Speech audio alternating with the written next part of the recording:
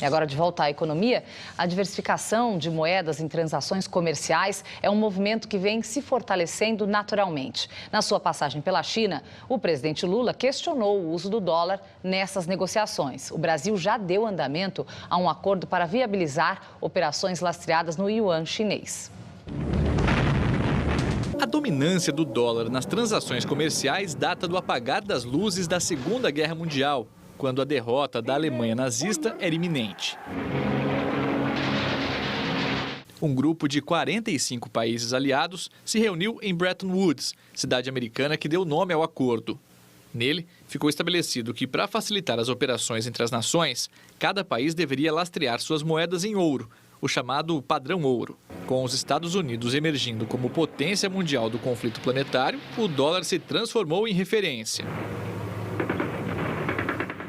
De lá para cá, a moeda americana manteve o status graças à facilidade de negociação e à credibilidade do emissor.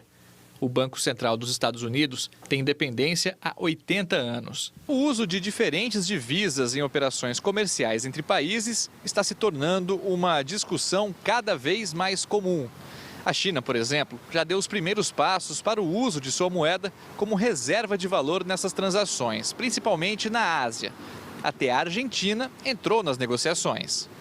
Na primeira viagem da comitiva de Lula ao país vizinho, foi dado o pontapé inicial para a adoção de uma moeda comum virtual nas trocas comerciais entre Brasil e Argentina. O Banco Central brasileiro assinou este ano um memorando de entendimentos para permitir um instrumento financeiro com a moeda chinesa, o yuan, convertidas em reais de forma rápida e mais barata. Em Pequim, nesta quinta-feira, o presidente Lula criticou o uso do dólar e defendeu uma moeda única para os negócios entre os países do BRICS: Brasil, Rússia, Índia, China e África do Sul.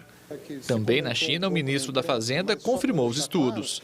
A ideia de você fazer o intercâmbio comercial em moedas próprias, sem recorrer a uma moeda de um terceiro, é uma coisa que está há muito tempo na mesa de negociação entre os BRICS, no âmbito do Mercosul.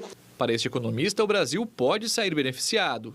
A eventualidade da gente trocar ou sugerir essa troca tem que ser ou vendido caro, ou seja, a gente pegar dinheiro barato no final das contas, essa que é a ideia, ou que você veja com os Estados Unidos o que eles podem propor no lugar, né? Porque, sem dúvida nenhuma, é um privilégio que os americanos não estão nem um pouco a fim de abrir mão.